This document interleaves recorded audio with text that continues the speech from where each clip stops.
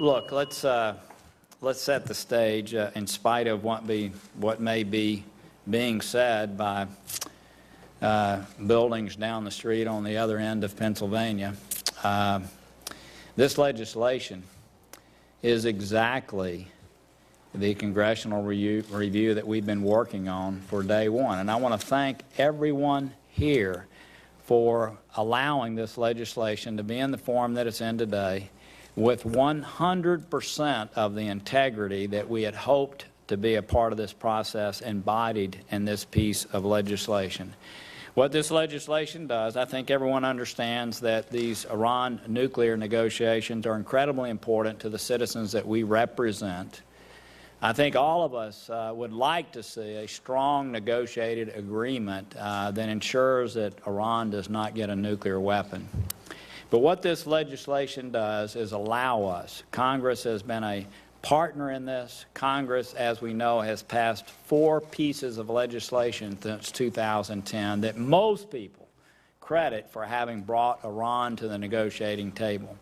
Many times, let's face it, this was not something that the administration favored, but Congress prevailed, and the sanctions that we have put in place are the sanctions that have brought the Iranian economy down, certainly a great deal. It certainly caused the inflation and the destabilizing effect that has caused them to want to be at the negotiating table. What we have before us today is a bill that forces the administration, before they are able to lift the sanctions that we collectively put in place that brought them to the table, it forces the administration to bring to us every detail if there happens to be a final agreement, every detail. We've left time frames in here. We've worked through with the parliamentarian. We've worked through the House to make sure that the procedures are appropriate. I know that Ben and I will have a colloquy in a minute to further confirm that. But what this does, it means that the sanctions that have been put in place by this body, by the Senate and by the House, cannot be lifted without the administration bringing to us every detail of the deal. Then the clock will start, and there'll be a period of time that Congress will have the ability to debate and decide whether Congress wants to move ahead with a resolution of approval or a resolution of disapproval. During that time, no congressionally mandated sanctions can be lifted. After that process is over, there's a third process that is very important. I think everybody understands what has happened in North Korea, where arrangements were made, but there was no follow-through. And a very important aspect, a third leg to this agreement, is that Congress stays involved if an agreement is reached.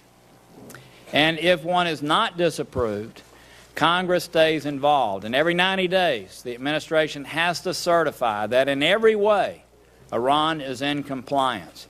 And if there are violations within a 10-day period, they have to give that to Congress so that we have the ability, if we wish, to quickly reapply the sanctions that, if a deal is approved, would be alleviated.